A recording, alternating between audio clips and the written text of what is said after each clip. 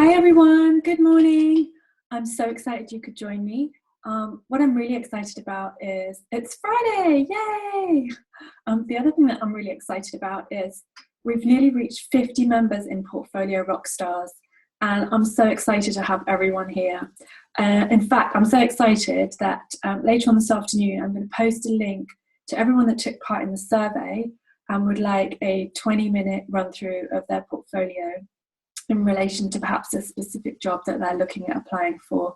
So I'll post a link in that particular conversation where you can book a 20-minute appointment with me, and I'm really excited to meet you. Okay, so today what I want to run through is occasionally during the week I'll see a job that perhaps one of our community would be perfect for. And today I've seen a job and it's based in London, and it's for a junior UX designer at a company called Selfridges. Now, for those of you who don't know, Selfridges is one of the biggest stores in London. It's on Oxford Street. It's very beautiful. It's about 100 years old. I guess the equivalent in New York would be maybe Barney's or something. Selfridges also has a great website and also e-commerce store. It also has mobile applications. And when I saw this job, I thought this is perfect. One, because it's a pure UX role, and two, because it's e-commerce. So pure UX roles are what we're looking for here for first job applicants. And the reason for that is if you want to focus your career on one particular area, it's better that you focus your first job on a pure, what I would call a pure role. So that would be either a pure UX designer or pure UX researcher. So let's take a look at this role and let's see how you can align your skills with this particular role to get an interview. Now, let's take a look at this. Here's the job description on LinkedIn. Now, I want to show you something. This job has had 119 applicants. It's extremely popular. A lot of people have applied for this. It's also had 459 views. That means if you apply for this role through LinkedIn, your application is just going to be bundled in with the rest. How are you going to stand out? Okay, this is really important. Now, I've spent the last 5 years building relationships on LinkedIn. I've made sure that I've connected with people that I've worked with in the past in UX, and also hiring managers. A lot of the time, hiring managers will reach out to you if you have UX in your actual profile description, because they're always looking for candidates. The other thing that you can do is you can get a LinkedIn premium account. That means you're actually looking for a job. Now, I think it costs like maybe 20 or 30 pounds or dollars even for a month, but you get a 30-day free trial. So within that 30 days, you could have secured maybe 2 or 3 chats with hiring managers who are looking out for junior UX designers. This is my top tip for you today, is to go in, make sure if you're looking for a junior job, that somewhere in your LinkedIn profile that it says that that's what you want to do, or that's what you're looking for at the moment. And the reason for that is if Hayley Brown was looking for a junior UX designer and she wanted to reach out to, if you're on LinkedIn, basically she would type in people with the title junior UX designer in their LinkedIn profile. And if you're a LinkedIn premium candidate and you're based in London, your details will come to the top of her search list and she might reach out to you. I get this a lot. So I want you to start thinking about how hiring managers might be looking for you for their particular role. And if you're looking for a junior UX designer then make sure you have that in your profile. The other thing that I want to show you today is if you find a job and it has 119 applicants, you definitely don't want to apply through their application form. You want to get someone to introduce you. Now, luckily, I know Jamie who works there. He's the UX manager. And if you apply for this, I will personally forward your application to him. Okay, I've already reached out to him. Now, this is something that you can do with your contacts And I'm going to show you the exact script that I used to do that. Okay, so here's Jamie on InMail. I know him because I worked with him before. I reached out to him because I knew a couple of people in the Facebook group, in Portfolio Rockstars, who this job would be perfect for. And what I did is I just sent him a very quick email and I said, "Hi Jamie, I hope you don't mind me getting in touch. I've got a friend who I want to introduce you to this role. She has a background in graphic design, is super creative. I think you would enjoy chatting with her. Can I introduce you?"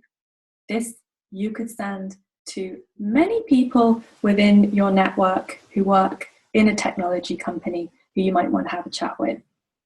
You could even send this to a hiring manager. You could say, "Hey, I hear you're hiring for this role. Perhaps you could tell me a little bit more about it." He says, "Yes, can you share her CV?" He also says, "Yeah, we have had quite a lot of interest, but it's always good to get more." Okay, so this is good. Jamie says, I say, "Yeah, Jamie, I imagine you've been inundated, but before I forward her CV are there any particular challenges that your team are facing that if she had those skills or experience would make her stand out amongst the crowd?" Now, this is really important. You can see there have been 119 applicants for that job. How are you going to stand out? And he got back to me today and he said, "The biggest challenge we're facing is bridging the omni-channel gap. We're looking into a variety of different ways to create a better experience, which will also enable us to personalize the experience." He leads the app development, so any experience in that area would be great. Okay, so let's go back to the job description.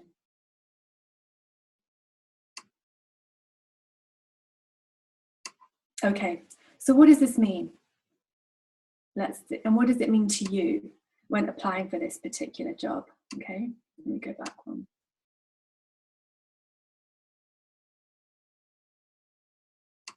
Right, before you throw your arms up in the air and go, "I don't have any mobile experience," or "I don't have this, I don't have that." Okay, that may be so, but you've got an advantage. You know him. I know him and I can introduce you. 2, I've shown you how to create a beautiful cover letter. I've shown you how to align your CV with what they're looking for. And then the stage further that you're going to go and do now is some research, because I want you to put, even if you haven't got any mobile case studies in your portfolio, I want you to put perhaps a quick heuristic analysis together of their omni-channel presence. And how can you do this? If you don't know what that means, I Googled omni-channel this morning. For those of you that don't know what omni-channel means, here is a very good example. So omni-channel user experiences. This is on HubSpot. I need to go and download it. It gives you the complete guide to omni-channel marketing. You don't need that because UX isn't marketing. But basically what it is at its core, what the difference between omni-channel and multi-channel means. In the context of user experience, omni-channel usually means that, let's say I walk into the Selfridges store, what I will see is maybe I've got my app on me, I know what I want to buy, I've logged in, it's given me some personalization. It says, for example, "Hey Louise, hi Louise, have you checked out your wish list this morning?" Perhaps the app knows you're in store already and it started sending you notifications. Maybe it's got some geolocation attached to it. Perhaps you already know what you're going in to buy. For example, you're going to click and collect. So it knows you're going that morning. So perhaps it sent you an email saying, "We look forward to seeing you at the check-in at the click and collect desk. While you're in store, have you thought about trying our caramel Christmas lattes," or something like that. So there's a cross-sell opportunity.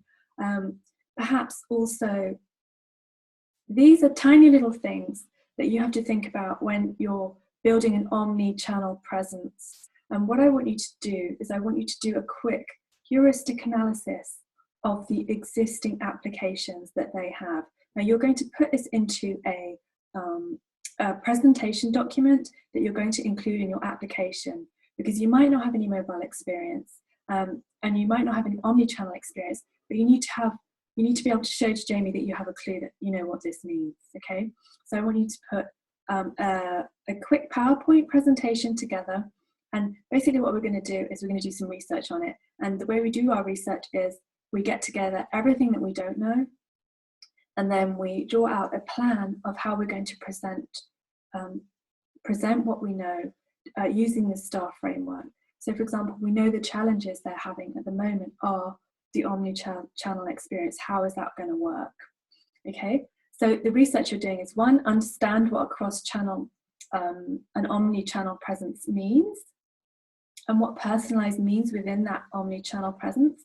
And then you're going to have a look at the cross-channel. This is a cross-channel strategy, and this is what omni-channel might include. So it includes what the customer sees on the website, how social applications integrate with what they're looking at. For example, Instagram, how the Instagram account can offer products and services across the personalized experience. The mobile applications, what mobile applications do they have? The agent, what happens when somebody rings up customer services? Why are they calling customer services in the first place? Is something not working on the website? So here are all the different things, all the knowledge infused processes that go to make what we call a cross-channel strategy. And the omni-channel is how that all works together for a customer from the minute they walk into the store, or for the minute they sign up for a newsletter, or for the minute they actually create an account on the store. I'd say they're the three main touch points. Okay, so let's take a look at that. So here we go. Here's some examples of of companies with inspiring omnichannel experiences. I want you to go in and I want you to thoroughly investigate these, okay? What you're doing is you're having a look for competitors, for people in a similar space that do this really, really well. So Disney, I know, has online stores and offline stores, which is good because that's the kind of thing you're looking for. You're looking for an omnipresence. Bank of America, not so sure. Virgin Atlantic, that's not retail. Oasis, that's retail. Go in, explore how they're using personalization and a seamless omnichannel presence. Okay. Starbucks, how are they doing that? This is a really great example. Not sure about. I don't know this company. They have food. Okay. Okay, right, so there you go. You have some reference. This is really important. Then what I want you to do is I want you to go back into Selfridges, and I want you to have a look at their existing touch points. I want you to go in, I want you to buy something on their website. I want you to record the journey. And as you're recording the journey, I want you to make notes. I want you to talk out loud about what you see, what you'd like to see, and does it make sense to you? And I want you to use that in your application to Selfridges. I want you to use some of the ideas that you think about when you're on the website and how it makes you feel and how it could be improved. I also want you to go in and have a look at their applications, because this is really important, their mobile applications. And I want you to go one step further than the usual, oh, look, there it is in the iTunes store.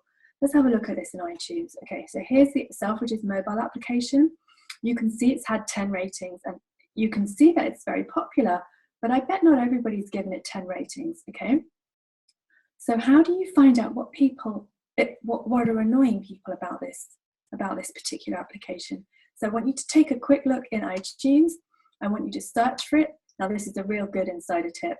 I want you to go and find it on iTunes, and then I want you to have a look at the ratings. You can see the current version. It's got lots of 5 stars, great. I want you to have a look at all versions, and then you can see here it's got 5 1-star ratings. It's also got 2 and 2-star ratings. Here you can see what are the most helpful reviews and also what are the most critical. So let's have a look. What problems are people facing that you could address in your application to Selfridges? And this is going to be your heuristic analysis, your PowerPoint presentation that you're going to put together to send in with your application to show that you understand what omnichannel is, that you understand what their existing problems are within the applications and the website and creating an omnichannel experience, compared with their competitors. You want to put together 3 competitors that are doing this well, and also how Selfridges can align themselves to perhaps use some of those strategies that the competitors are using to do this well also. Okay, as you can see here, these are 1-star reviews. There's a whole list of comments here about some of the problems that people are having. Again, you have to break these problems down into, are they real problems? Are they bugs? And how much money could the company be losing because of these problems? So here we've got, tried to order 3 times, but it keeps emptying my basket while shopping. Now that's a really big problem. So is that a bug, or is that something else? So sometimes it's difficult to recreate these problems on mobile, but perhaps you need to download the app, perhaps you need to record how you feel and what you see as you're going through the application checkout. Again, make notes and use these little bits of research in your PowerPoint presentation to Selfridges. I want you to use the STAR framework when you're doing your presentation or creating it in PowerPoint. This is very important. If you don't have that already, then go on to, I've linked to it on the Portfolio Rockstars group. I want you to go and download it and use it. Okay, what else have we got here? Slow crashes on final payment screen. So I don't know whether this is something that they've already sorted out, but it's something that you could bring up in your analysis. Okay, searches in different places on the homepage and profile. Perhaps you could go into the mobile application, you could create this.